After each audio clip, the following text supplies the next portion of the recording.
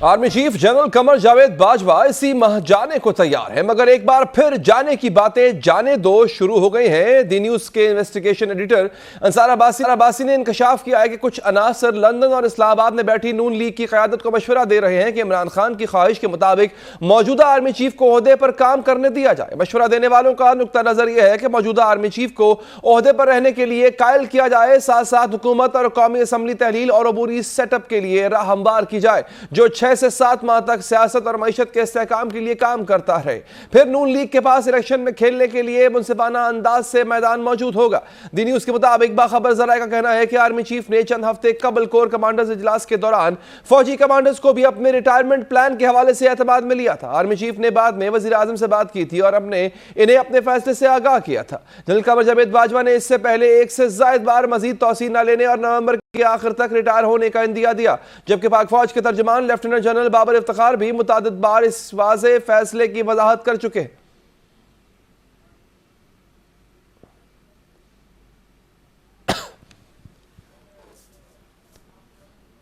लगता है इमरान खान कैमोफ्लेज कर रहे हैं, मगर इनकी दिली ख्वाहिश है कि मौजूदा आर्मी चीफ रिटायरमेंट ना ले, क्योंकि सबसे पहले उन्होंने ही तौसीह की बात छेड़ी। बल्कि एक रोज पहले भी जब उनसे जनरल बाजवा की तौसीह के बारे में पूछा गया तो उन्होंने इसे $1 मिलियन सवाल करार दिया। सच यह भी है कि जनरल कमर जावेद बाजवा की जानिब से तौसीह की पेशकश ठुकराए जाने पर ही इमरान खान तल्ख हुए और उन्होंने आर्मी चीफ और अस्करी इदारे को निशाने पर रखा, जिसका इशारा DGISI lieutenant general Nadeem Anjum ने एक प्रेस कॉन्फ्रेंस में किया। राज खुलने पर इमरान खान खिसियाने हो गए और इन्हें अधूरी बात करके जान छुड़ाना पड़ी। दी न्यूज के जराये के मुताबिक यह भी लिखा है कि नून लीग के तमाम ऑप्शंस मुस्तरद कर दिए हैं और वजीर आजम मौजूदा आर्मी चीफ के साथ अपनी बातचीत के बाद नए फौजी सरबराह के तकर्रुर के लिए इसी माह के दौरान तयशुदा तरीक़ाकार पर अमल के लिए तैयार है। उधर बरतानवी नशियाती इदारे BBC के मुताबिक जनरल कमर जावेद बाजवा ने अलविदाई मुलाकातें भी शुरू कर दी हैं। दूसरी जानिब वजीर आजम शहबाज शरीफ मिस्र से लंदन के एवन फील्ड पहुंच गए हैं और इनकी नवाज शरीफ से अहम मुलाकात होने जा रही है। शेख रशीद ने भी रावलपिंडी के इजलास और लंदन मीटिंग को अहम फैसलों का फाइनल राउंड करार दिया है। उन्होंने दावा किया है कि इलेक्शन से सिलेक्शन तक सारे अहम फैसले इसी महीने पिंडी में होंगे। इसी हवाले से बात करेंगे। हमारे साथ मौजूद हैं सदाकत अली भाई साहब, पाकिस्तान तहरीक इंसाफ के रहनुमा, जो कि इस वक्त एहतजाज भी करें, उनका काफिला इस वक्त जो है वो रवात में मौजूद है।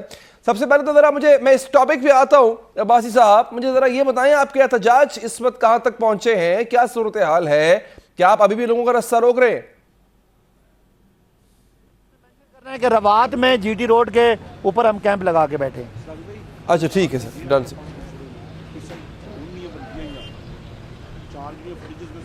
हाँ, मुझे भेजिए यार, आपने खुद बना लिया। बात करें बना ली वाले से हमारे साथ मौजूद हैं पाकिस्तान तहरीक इंसाफ के रहनुमा जनाब सदाकत अली भाई साहब, ये बताइएगा एहतजाज इस वक्त आपका कहाँ पहुंचा है? आप, अगर मैं गलत नहीं हूँ तो आप रवात पे मौजूद हैं, बल्कि कैंप आपका लगा हुआ है, आपने लगाया हुआ है। एहतजाज के बारे में कुछ बताइएगा, एहतजाज की नौयत इस वक्त क्या है, आपको क्या रुकावटों का सामना है अभी जिस तरह से आप आगे आगे मार्च कर रहे हैं?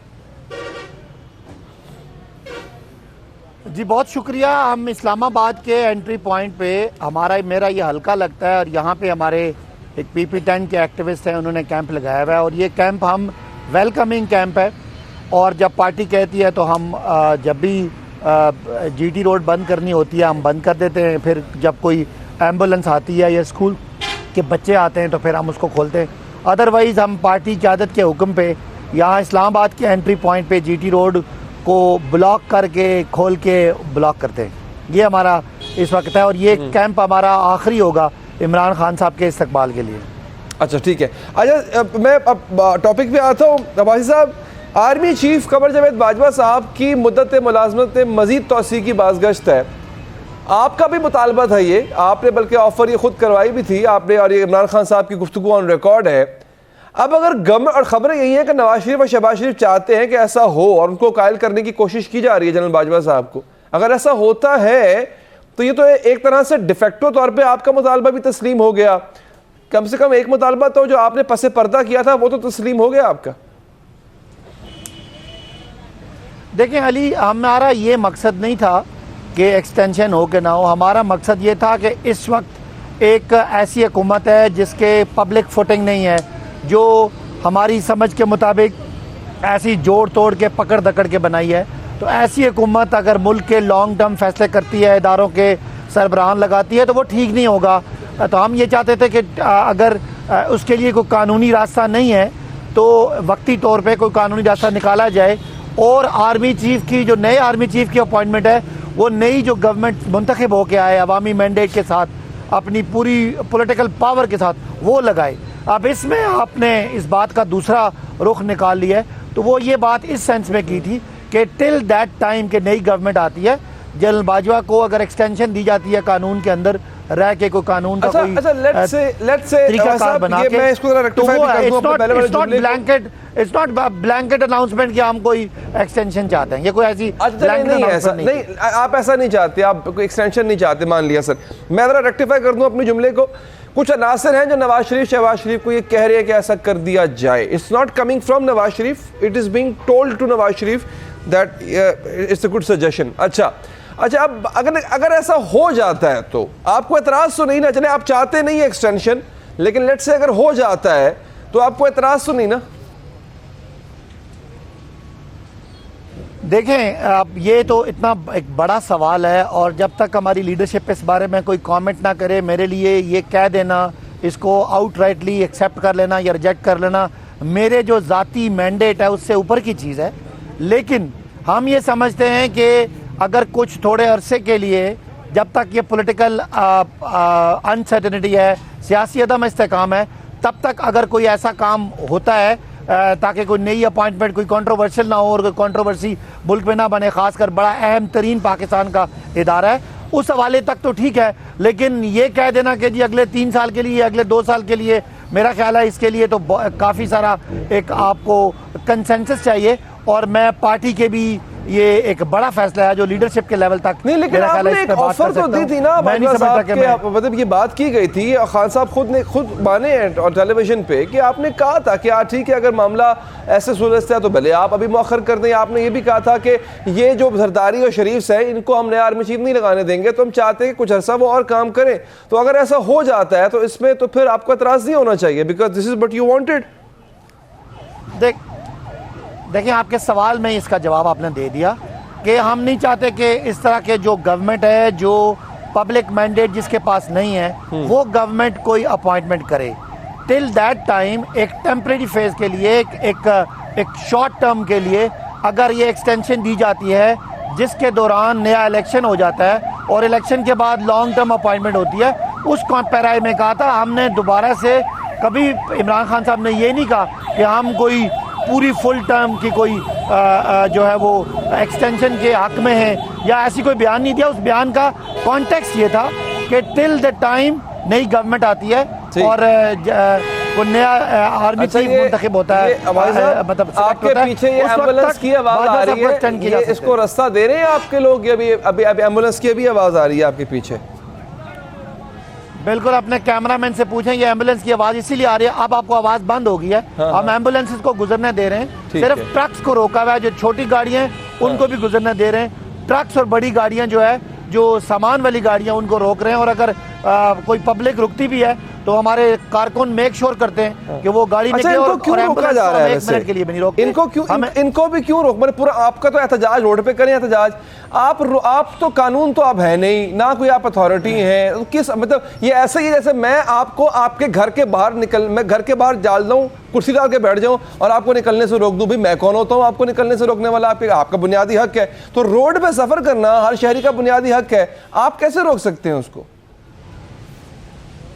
बिल्कुल, आपका सवाल आइडियली एनवायरनमेंट में ठीक है, और हमें जब भी कोई छोटी मोटी तकलीफ होती है हम हमेशा एक डेजिग्नेटेड जगह पे प्रोटेस्ट करते हैं। लेकिन आप मुझे ये बताएं कि आप, इमरान खान साहब कहते हैं कि मुझे धमकी है कि मुझे को मारेगा और मुझे मजहबी जुनूनी की तरह से को मरवाना चाहता है, और वो कहने के बावजूद लोगों ने उनको टारगेट किया और 11 बंदों को गोलियां मार दी और एक बंदा शहीद भी हो गया। उसके बाद इमरान खान चीख चला रहे हैं कि मेरा ये बयान है, इस पर FIR करें। अब FIR भी नहीं होने दे रहे।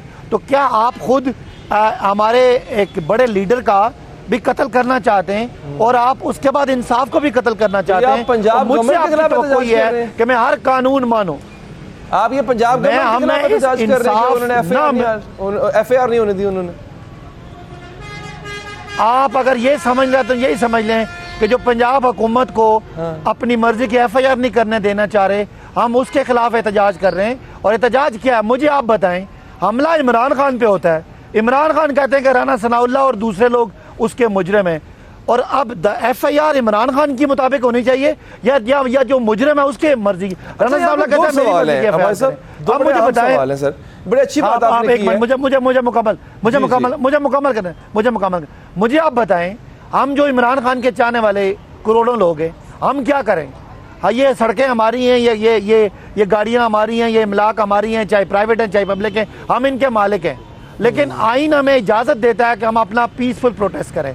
आप देख लें हम पीसफुल हैं, लेकिन आप मुझे बताएं हम किस दिन का इंतजार करें? हमारी रेड लाइन तो गुजर गई। चले अब आप क्या चाहते हैं? खुदा ना खास्ता इमरान खान पे हमला नाकाम हो गया, अब इमरान खान पे हमला कामयाब कराना है। पीसफुल प्रोटेस्ट का हक है। आप मुझे बताएं ना, हम प्रोटेस्ट करें, नहीं सुने, हम प्रोटेस्ट करें, हम सड़कों पे बैठे हो, किसी को परवाह ही नहीं है। परवाह देखिए ना, परवाह किसको होनी चाहिए? हम ये चाहते हैं, आपने रेड लाइन कबूल किया, हमने अभी तक नहीं की। आपकी जो शिकायत जो है ना, ये अगर मसला पता है क्या है सर?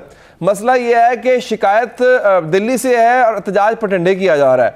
आपकी परवेज लाई गवर्नमेंट ने आपकी FIR दर्ज न या होने नहीं दी, उन्होंने की नहीं। तो सर ये जहां पे आप बैठे हैं, इसका परवेज लाई से क्या ताल्लुक है? आप जाएं 90 शाहरा, आप लाहौर में परवेज लाई के घर के सामने ज़रूलाई रोड पे बैठ के उसको ब्लॉक करें ताकि परवेज लाई ना बाहर निकल सके। परवेज लाई तो मूव कर रहा है फ्रीली, उसको क्या ठंड है? आपने करना है एहतजाज तो उनके सामने करें ना। इमरान खान साहब परवेज लाई को बुलाएं, उनसे पूछें कि भाई क्यों नहीं हो रही। यानी एक सिंपल सा काम है, एक बंदे से पूछ के आपका मामला हल हो जाएगा। आपने पूरी आवाम को खराब खजल किया हुआ यहाँ पे। अब जितना आपने सवाल किया उतना टाइम मुझे जवाब का भी देने देना। बज़ाहिर जो आप बात कर रहे हैं ठीक बात कर रहे हैं, लेकिन आप सोचें आप आइन का मजाक कर रहे हैं। पंजाब के 12 करोड़ लोगों ने परवेज लाई को वज़ीर आला बनाया और PTI को वज़ीरों का इख्तियार दिया, और हम उसके उन अवाम के आइन के मुताबिक हम फैसला साज हैं। हम फैसला करते हैं कि FIR हो और FIR आगे से नहीं होती। तो अब आपको समझ नहीं आ रही कि कौन FIR नहीं होने देना। तो ये जो मजाक बन रहा है, ये KPK के करोड़ों अवाम का और पंजाब के 12-13 करोड़ अवाम का मुंतखब नुमाइंदों का आइनी कानूनी जो इख्तियार है, उसको आप चैलेंज कर रहे हैं। और आप कह रहे हैं कि आप सड़क पे ना बैठें, आप गलत कर रहे हैं, आप उठ जाएं। मुझे आप गोलियां मारें, मुझे आप FIR ना करने दें, और मैं अपना प्रोटेस्ट भी ना करूं क्योंकि आपको तकलीफ होती है, आपके घर देर से पहुंचते हैं, तो मैं मर जाऊं, कोई बात नहीं, आप घर देर से ना पहुंचे। अल्लाह ना करे। मैं सर आपको छोटा सा वाकया सुनाता हूं। और क्या एक छोटा सा वाकया सुनाता हूं आपको। मेरे 11 बंदों को गोलियां मारी हैं, जिसको हमने कहा आप उस पर FIR भी नहीं होने दे रहे। अफसोसनाक बात है। मैं सर भाई साहब छोटा सा वाकया आपसे भी नाज़रीन से शेयर करता हूँ। ये हमने बचपन में सुना था। एक साहब ना सर एक गली के अंदर जो है वो अपनी कोई चीज़ ढूंढ रहे होते हैं। तो उन्होंने पूछा कि जनाब किसी को गुजरा, कोई बड़ी देर से वो ढूंढ रहे थे, उनको मिल नहीं रही थी। तो उन्होंने कहा कि आप यहाँ पे क्यों ढूंढ रहे हैं, क्या ढूंढ क्या रहे हैं? कहते जी मेरा बटुआ गिर गया। कहता कहाँ गिरा? कहता 7 वाली गली में। तो यहाँ क्यों ढूंढ रहे हैं? कहते वहाँ अंधेरा है, यहाँ बत्ती है। मसला ये है सर भाई, जिन्होंने आपकी FIR नहीं होने दी, या कम से कम जिनके आपने नाम लिए हैं FIR में, वो कोई छुपे हुए लोग तो नहीं है ना सर। तो सर आप हिम्मत करें, इनकी सड़क को छोड़ें, आवाम की सड़क को छोड़ें, वो जो उनकी सड़क है ना उसके सामने जाके एहतजाज करें, उनके घर के सामने एहतजाज करें। ये हिम्मत आप करें ना सर। अब बज़ाहिर अली साहब हम ये कर रहे हैं, इस्लामाबाद में उनकी हुकूमत है, और उस हुकूमत के तमाम एंट्री पॉइंट्स पे हम खड़े हैं। अभी हमारी लीडरशिप आ रही है, और आखिरी जो हमारा सियासी अटैक होगा वो उस दिन होगा जब इमरान खान पिंडी में होंगे। अगर इमरान खान साहब को गोली ना मार देता ये जालिम, तो आज इमरान खान पिंडी में पहुंचे होते और आज हम पिंडी में अपनी प्रोटेस्ट कर रहे होते। और वो जो आप कह रहे हैं पिंडी इस्लामाबाद, उन दोनों पे हमारी सड़कों पे लोग होते। लेकिन इमरान खान साहब को गोलियां मार के ज़ख्मी कर दिया गया, आज वो अस्पताल में, और हम उस FIR के लिए प्रोटेस्ट कर रहे हैं। और वो प्रोटेस्ट का अंदाज़ ऐसे ही होता है, प्रोटेस्ट में लोगों की दुकानें भी बंद होती हैं, लोगों के रास्ते भी बंद होते हैं। ये कोई आइडियल चीज़ नहीं है, लोग इर्द गिर्द खड़े होकर हमें गिले करते हैं। लेकिन हमें बताए ना हमारे पास क्या अख्तियार है, हम क्या कर, इससे आगे हम जाएंगे तो फिर तो मुल्क की रेड लाइन है ना सर। मुल्क के कानून आइन के अंदर रह के हम प्रोटेस्ट कर सकते हैं, वो हम कर रहे हैं। देखिए मैं बताऊं एक बात, आप माशाल्लाह आपसे तो एक बड़ा प्यारा सा ताल्लुक है हमारा। लेकिन अगर आप कोई मैं पाकिस्तानी एंकर ना होता ना, फर्ज करें कोई बाहर का एंकर होता, जैसे इमरान खान साहब ने अभी हाल ही में एक इंटरव्यू दिया फॉरेन टीवी को, वो आपसे ये बात पूछता वो बड़ा सिंपल सवाल करता, कहते आपका एहतजाज क्या है? आप कहते जी FIR नहीं कटी। किसने नहीं काटी जी? पंजाब गवर्नमेंट ने। पंजाब गवर्नमेंट किसकी है जी? हमारी है। अच्छा, उसमें नाम किसका लिया गया जी? उन लोगों का नाम लिया गया। आप वहां एहतजाज कर रहे हैं जाके उनके सामने जिनका नाम लिया गया, वो क्या वो छुपे हुए लोग हैं? आप कहेंगे नहीं, छुपे हुए लोग नहीं है, वो तो रोज मतलब वो तो सामने है सबके। वहां एहतजाज क्यों नहीं कर रहे? आप कहें हमारी मर्जी, हम तो यहाँ एहतजाज करेंगे, आप तो उनकी गली में एहतजाज करेंगे ही नहीं। आप सोचे ये कोई तीसरा बंदा ये बात सुन रहा हो PTI की, वो सर पकड़ के बैठ जाएगा, ये एहतजाज फिर कर क्यों रहे हैं, किसके लिए कर रहे हैं? देखें, मुअज़्ज़म माशरे में एहतजाज अपने घर से बाहर निकल के भी ना, आपको ऑरेंज रेवोल्यूशन का पता है ना कि वो लोग घर से बाहर निकल के खड़े होने को भी एहतजाज कहते हैं। मैं अब जाहिर है किसी ऐसी जगह पे, किसी सेंसिटिव जगह पे जाके एहतजाज करके मुल्क के निज़ाम को डिस्टर्ब नहीं करना चाहता, तो मैं अपने घर के बाहर खड़ा होकर एहतजाज कर रहा हूँ। लेकिन वो जो आप करना चाहते हैं वो भी होने वाला है। KP से जुलूस आ रहे, GB से जुलूस आ रहे, साउथ KP से आ रहे, साउथ पंजाब, सेंट्रल पंजाब, कश्मीर, मरी साइड से जुलूस आ रहे और इमरान खान लेके आ रहे हैं। आपका ये वाला शौक भी पूरा करेंगे। मेरा शौक तो बिल्कुल नहीं, मैं अपने घर के बाहर शौक ही नहीं है, तो आपसे पूरा नहीं हो रहा। सड़कों पे रहने का शौक तो आपको है। नहीं, आप जो सवाल कर रहे हैं, सवाल मेरा गलत था, मुझे बताइए। नहीं, हमें भी कोई शौक नहीं है। हम सड़कें सुने हम सड़कें नापने वाले नहीं है, लेकिन हम उस आवाम की नुमाइंदगी कर रहे हैं जिनको आज़ादी चाहिए, जिनको हक चाहिए, जिनको आइन और कानून पंजाब गवर्नमेंट से भी आज़ादी चाहिए। खुदा ना खास्ता कल किसी दूसरे पाकिस्तानी को गोली लगती है इसलिए कि वो बड़ा आदमी है, उसको FIR जो है मुल्जिम की मर्जी की FIR दर्ज करेंगे। अच्छा, वो राना सनाउल्लाह की FIR दर्ज करेंगे उसकी मर्जी की। आपका नारा था इख्तियार नहीं तो इक़्तिदार नहीं, तो ये कैसा इक़्तिदार है? पंजाब गवर्नमेंट से भी फिर आज़ादी हासिल करेंगे आप? कर रहे हैं ये आज़ादी की, इस आज़ादी में हमें पंजाब हुकूमत जाती है भले जाए, KP हुकूमत जाती है भले जाए। आपके सामने एक MNA बैठा है, मैंने अपनी MNA-शिप छोड़ी है इस हकीकी आज़ादी के लिए। हम समझते हैं कि ये जो निज़ाम जिस तरफ चल पड़ा है ये इम्पोर्टेड निज़ाम है, इसको हटा के नया निज़ाम आएगा तो काम चलेगा। या इस वक्त मुल्क में जो केओस है उसका हल यह है कि फ्रेश मैंडेट लें। अवाम पाकिस्तान ABCD जिस पार्टी को मुंतखब करेंगे उसको हम सल्यूट करेंगे। आपको पता है लोगों ने किसको वोट देना है, इसीलिए आप ये सारा सिस्टम रोक रहे हैं। Best of luck sir, best of luck, अल्लाह करे ऐसा ही हो। आपका बहुत बहुत शुक्रिया सदाकत अली भाई साहब, आपने वक्त निकाला प्रोग्राम के लिए। नाज़रीन, नए आर्मी चीफ की तकरीर के हवाले से भी मजीद बात हम करेंगे और भी खबरें शामिल करेंगे इस वक्फे के बाद।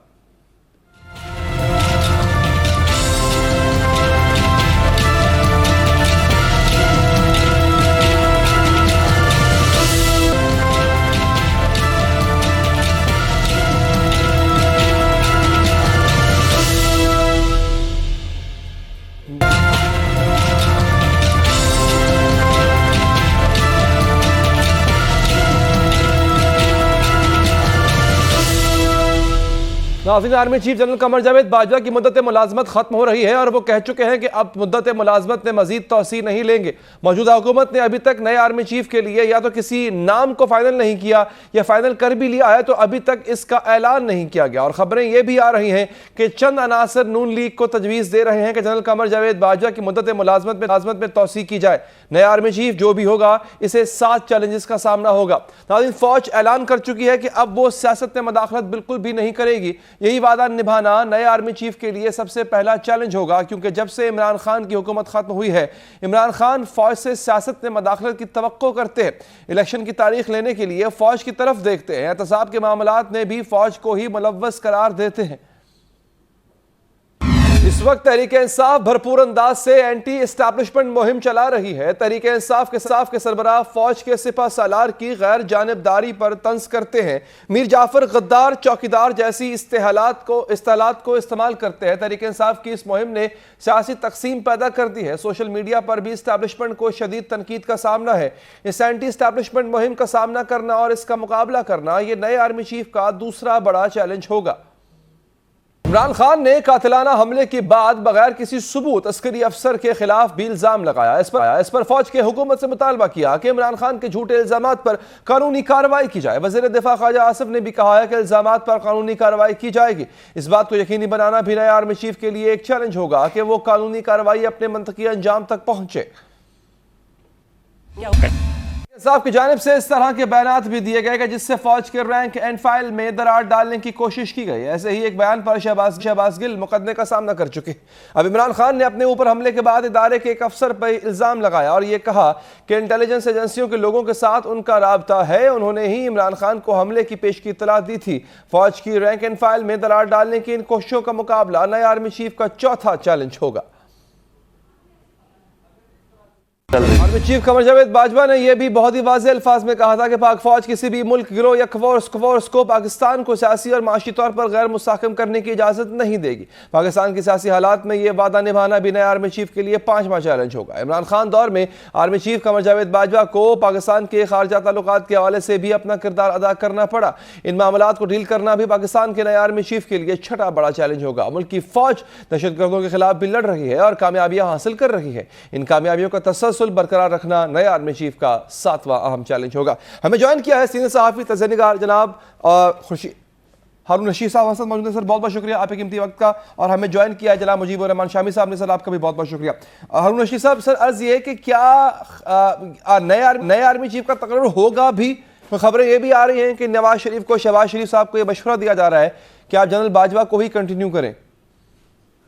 नहीं, मेरा ख्याल है सही नहीं है। नए आर्मी चीफ का तकर्रुर होगा इसलिए कि इसके बगैर तो मसले हल ही नहीं हो सकते। फौज के लोग ऐसे भी बच्चे तो नहीं है, ना सियासतदान इसके लिए आमादा है, ना नवाज शरीफ साहब इसके लिए आमादा है, ना दूसरे लोग आमादा है। नए आर्मी चीफ का तकर्रुर होगा मेरा ख्याल है। अभी कुछ देर पहले भी मैंने मालूम किया है जरा से, तो ये सही नहीं है कि ये कंटिन्यू करेंगे। बहुत अफवाहें बहुत फैल रही हैं।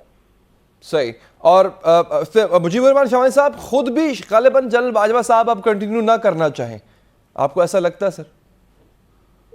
वो 2 बार तो ये बात कह चुके हैं कि वो कंटिन्यू नहीं करना चाहते। अब हमें उनकी बात पे यकीन करना चाहिए। जब वो खुद ये कह रहे हैं जी, तो फिर दूसरी किसी की गवाही की क्या जरूरत है? ठीक है सर। ये आपको क्या लगता है, मैं इस हवाले से, कि वो कौन से अनासर हैं जो नवाज शरीफ को मशवरा दे रहे होंगे और क्यों दे रहे होंगे कि जनरल बाजवा जो है, मतलब ये असार अब्बासी साहब ने खबर जो है वो आज दी, उन्होंने कहा कि जी कुछ अनासर जो है वो नवाज शरीफ को कह रहे हैं कि आप जनरल बाजवा को कंटिन्यू करें।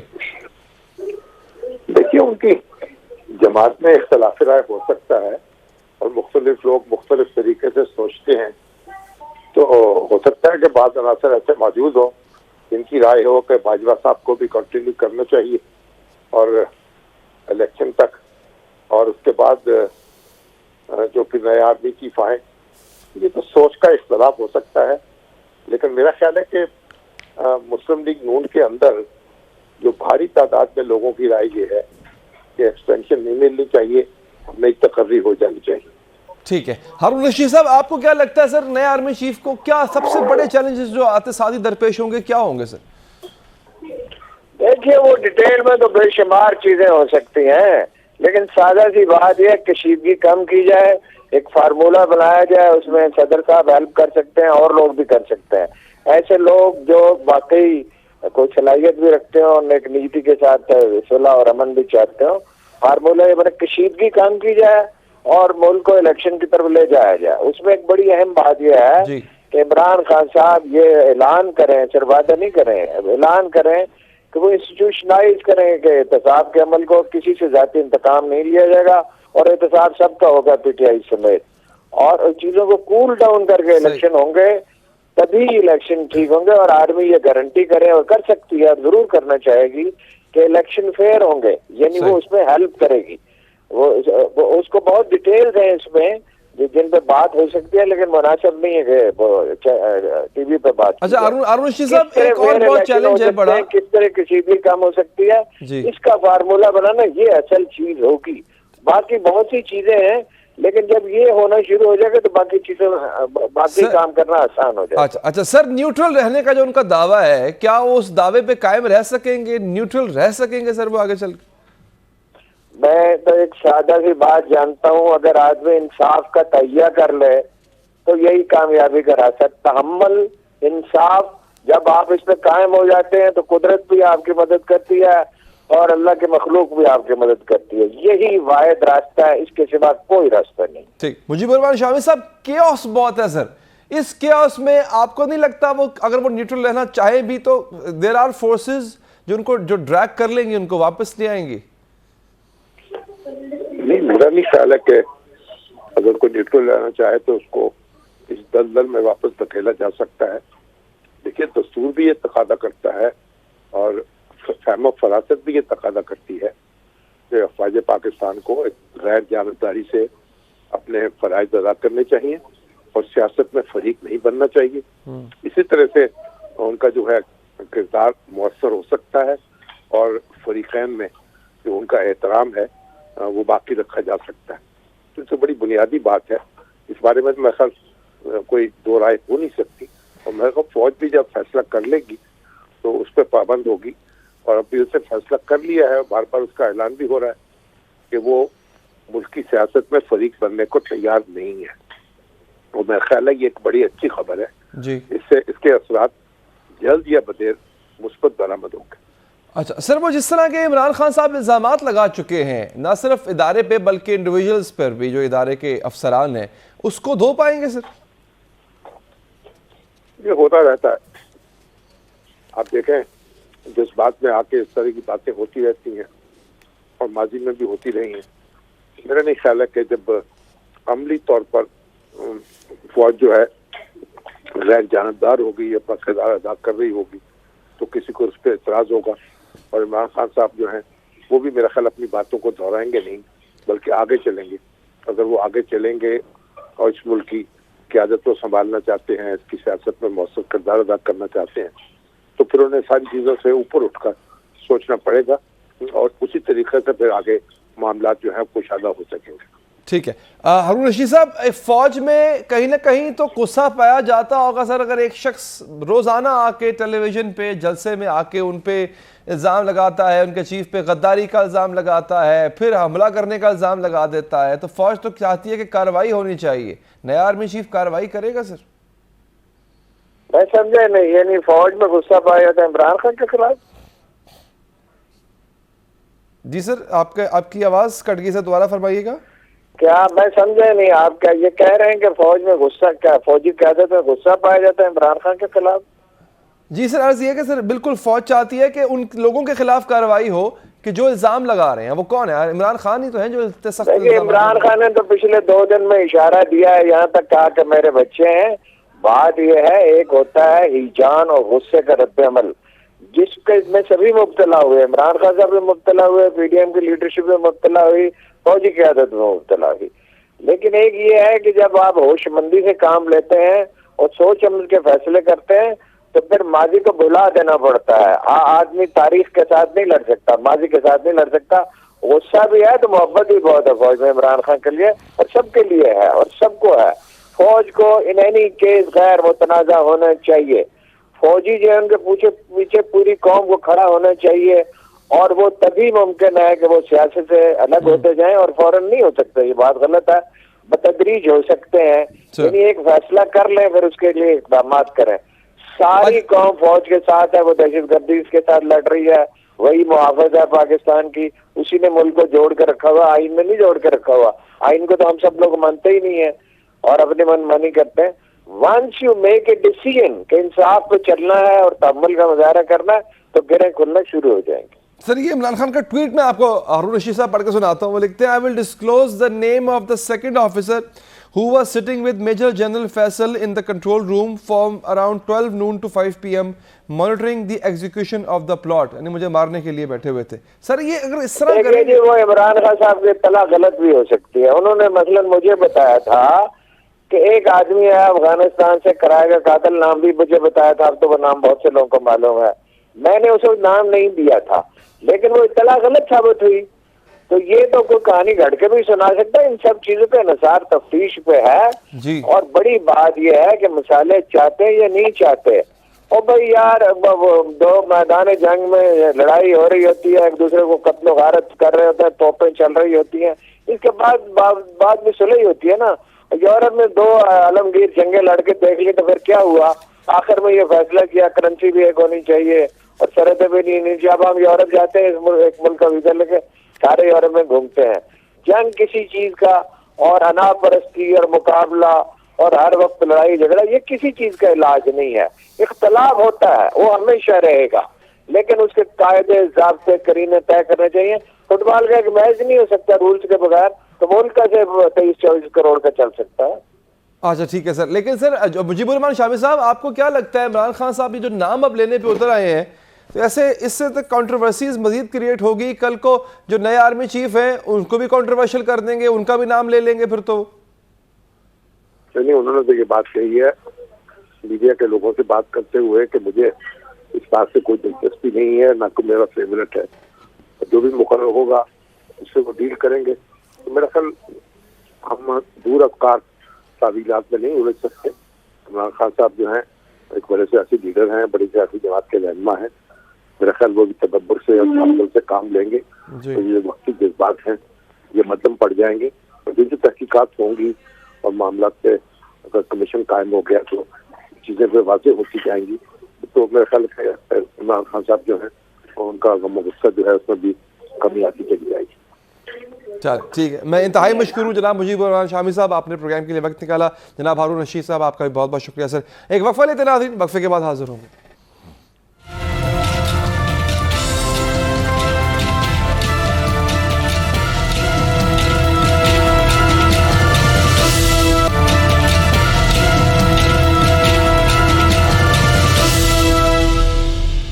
नाज़रीन, T20 वर्ल्ड कप के पहले सेमीफाइनल में पाकिस्तान ने न्यूजीलैंड को शिकस्त देकर फाइनल के लिए क्वालिफाई कर लिया है। न्यूजीलैंड ने 4 विकेटों पर 152 रन बनाए। पाकिस्तान ने आखिरी ओवर में यह हदफ हासिल किया और न्यूजीलैंड को 7 विकेटों से शिकस्त दे दी। इस जीत ने बाबर और रिजवान की निस्फ सेंचुरियों ने भी अहम किरदार अदा किया। मौजूदा T20 वर्ल्ड कप में बहुत कुछ बिल्कुल वैसा ही हो रहा है जैसा 1992 के वर्ल्ड कप में हुआ। 1992 में भी पाकिस्तानी टीम का सफर मेलबर्न से शुरू हुआ था। इस बार भी यह सफर मेलबर्न से शुरू हुआ। 1992 में पाकिस्तान पहला मैच वेस्ट इंडीज से हारा था। इस बार पाकिस्तान पहला मैच भारत से हारा। 92 के वर्ल्ड कप में भी पाकिस्तान आखिरी 3 लीग मैचेस जीता था। इस बार भी पाकिस्तान भारत और जिम्बाब्वे से हारने के बाद हॉलैंड, जनूबी अफ्रीका और बांग्लादेश से जीता।